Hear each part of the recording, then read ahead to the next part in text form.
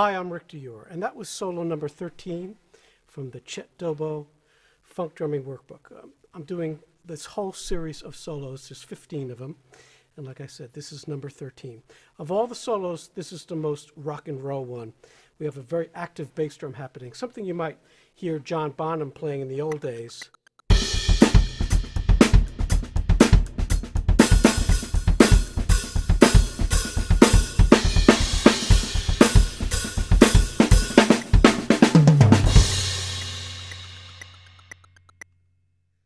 So very heavy bass drum, very powerful on this one. So you have several permutations of these paradiddles.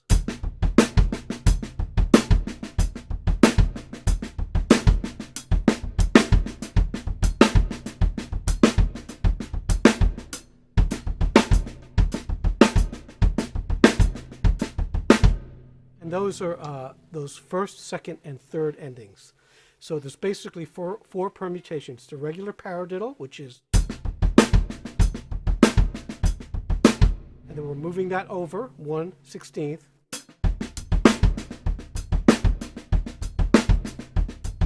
Keep moving that over. There's a great David Garibaldi book called Future Sounds, and there's a whole section, pretty much most of the book is on permutations. He takes one groove and keeps moving it over by a 16th note or maybe an 8th note. Gets some really killer grooves that way. So it's a great concept for developing these things. And this book was written all the way back in the 70s. So that stuff was being used by drummers for a long time. And obviously Garibaldi was active with Tower of Power back then. So this solo is at a fast tempo. Quarter note equals 120. I definitely recommend subdividing on the 16th like you see me doing here. It's very physical, like I said. So in the beginning there I gave you 2 counts, and then we have this fast fill. 1, 2.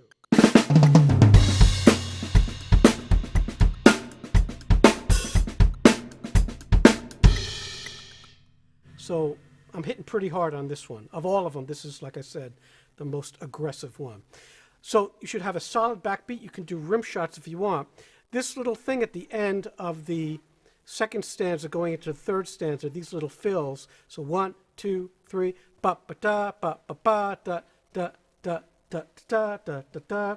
Those accents. That's done using a technique called shifting, which is this.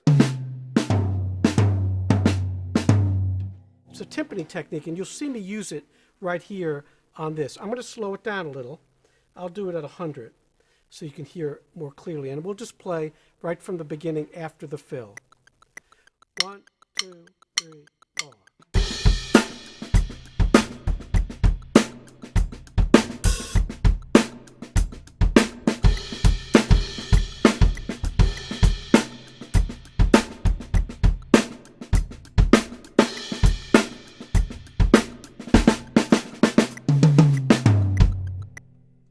All right, so you see that hi-hat cymbal motion. I'm not lifting my arm up like this.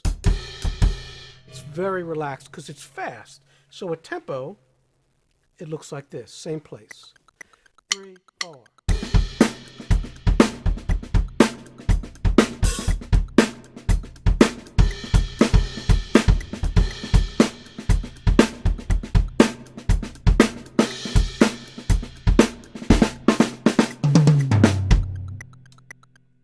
So that's an important part of moving around the kit. So that part's fairly easy, and then we get to that 5th line and it becomes much more physical. So I've talked about this before in my videos, but when I do those kinds of fast bass drum notes, I'm doing a pivot.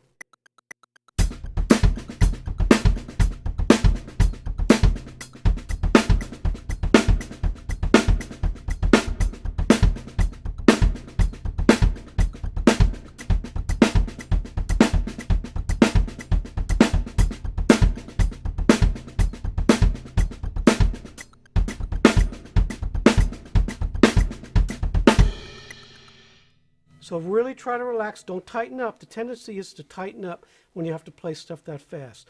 Practice it slow and keep increasing the metronome by a few clicks every day, and you'll get it there. All right? You can do this really fast. If we tried at 130, it's totally possible to do it. So 1, 2, 3, 4.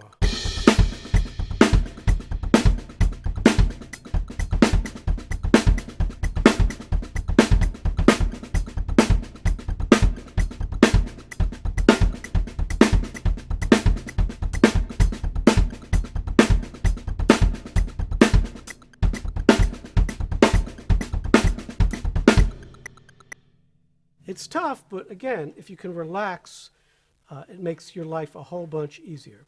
All right, so I use that shifting technique that you've seen me do so many times. And I'm not leaving the beater in the head. I'm not crushing it in there. It's bouncing off that head. So what I'm going to do is I'm going to play this whole solo for you slower. And I'm going to do it at 100 because maybe you can play along with it and that'll help. So we'll do that right now.